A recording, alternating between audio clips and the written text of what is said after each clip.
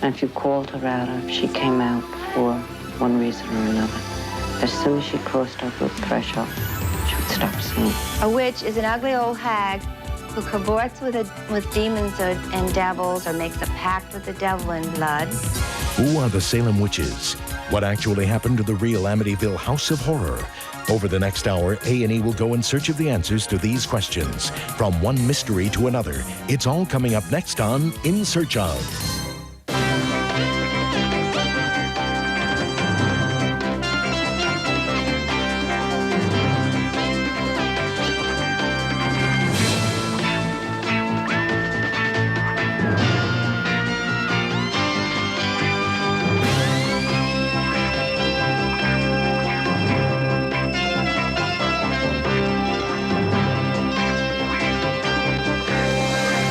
This series presents information based in part on theory and conjecture.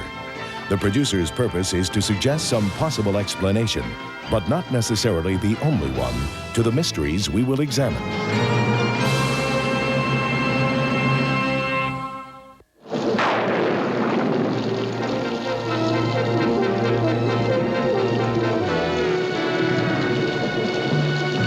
A recent motion picture has mystified and frightened thousands of moviegoers.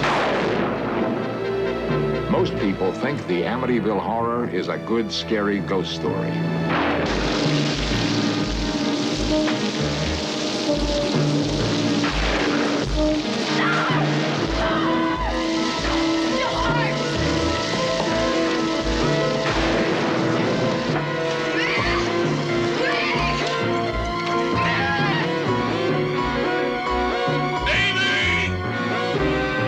What is not commonly known is that the film is actually based on fact. It's a true story.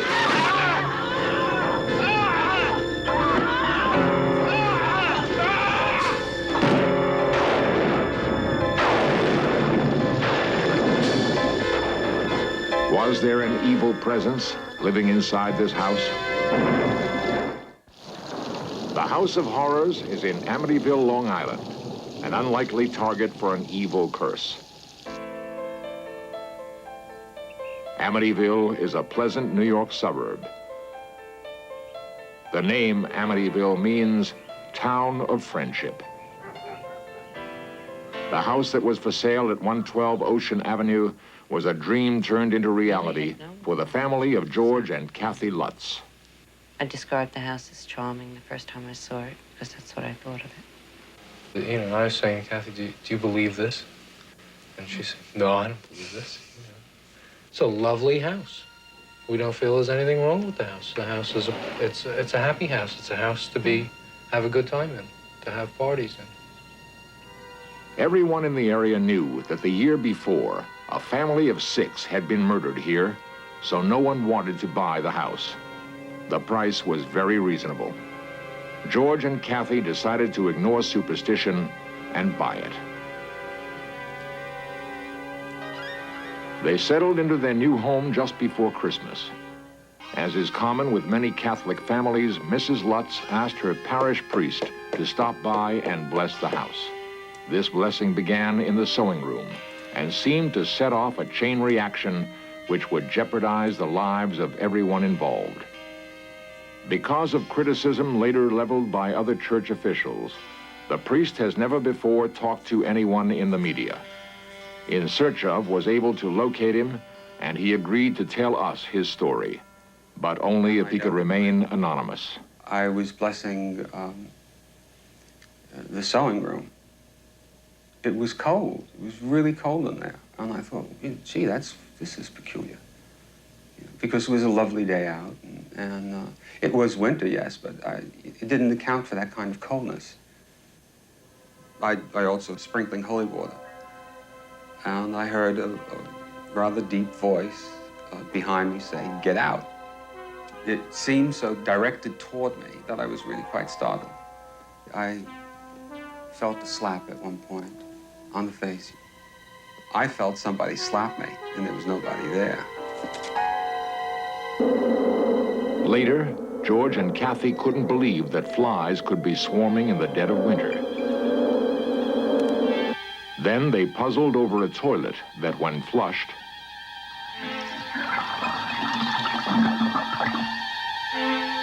these and other events began to unnerve them.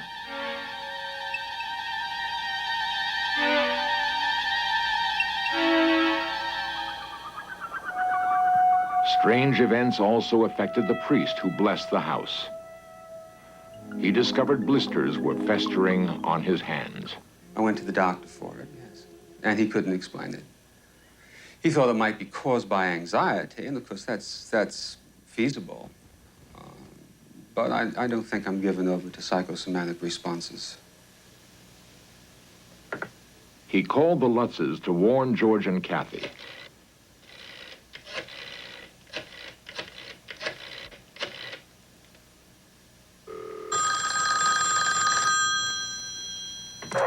Noise interference prevented any communication. Kathy? He could never get through. Hello. Hello. Hello, what's up with you? Hello. Unexplained phenomena in the house increased. Each room had its own Personality? thing, yeah. In time, you couldn't deny that something was very wrong because too many things didn't add up. Frightening spirits seemed to inhabit the whole house. Kathy felt compelled to talk to the priest. She wanted him to come back and bless the house again.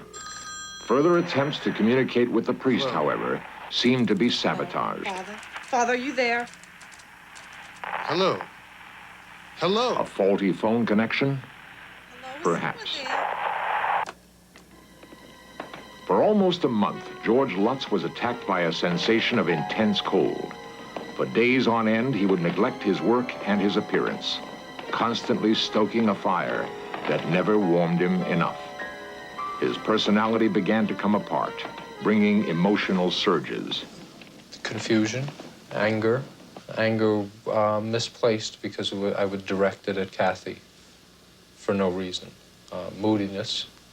I lost 20, 25 pounds there easily during that 28 days. I didn't eat. I didn't go to the office. My values were such that the only thing important was to keep warm and keep a fire going. Everything was very erratic. Our own behavior was erratic. George still believed he could take things in hand and cope with the unknown horror. As I do know, when I met George in the first place, Jay Anson is author of the book, The Amityville Horror. he's an ex-Marine, built like a bull, and he's the type of guy who can handle any situation with his fists. He literally can. So that when he was approached with this kind of phenomena, he had no idea what he was coping with. None at all. He didn't even know the meaning of the terms in phenomena.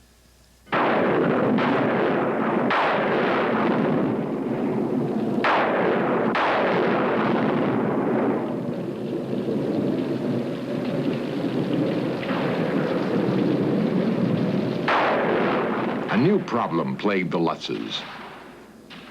The son of the previous owners had shot 6 members of his family while they slept in this very house.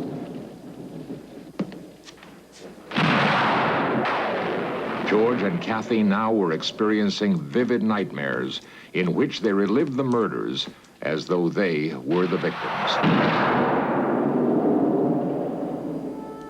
Difficult as it was, the family tried to maintain a normal existence. But each day, something else, strange and frightening, would be discovered. On one particular afternoon, I was going about the house rearranging furniture and setting up some storage. I went down to the basement. I went over to one bookcase, which was on the end, and I moved it. And much to my surprise, there was no wall behind it. It was the entrance into this small, brightly painted red room. And I was really surprised and alarmed by the find. The most impressive thing was when we took Harry around. He would not go anywhere near it. He backed right out of there and ran up the steps. This red room was not in the original house plans. Why? Who built it? And what possible use could it have? To this day, these questions have never been answered. George and Kathy could only wonder about the ominous little room. It was just one more aspect of the house they didn't understand.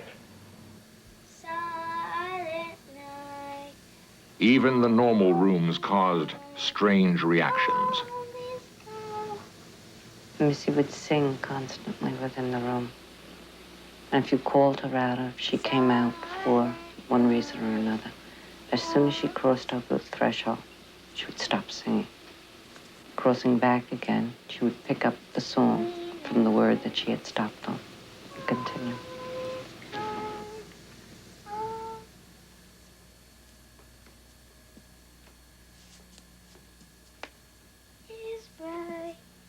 Missy boasted of her new playmate, someone or something named Jody.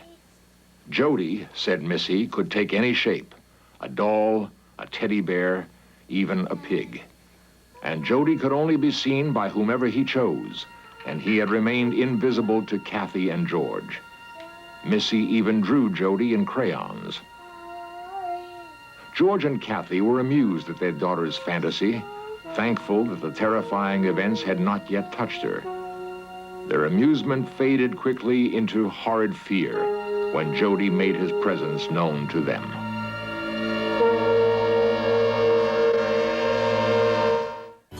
We'll return to In Search Of on A&E.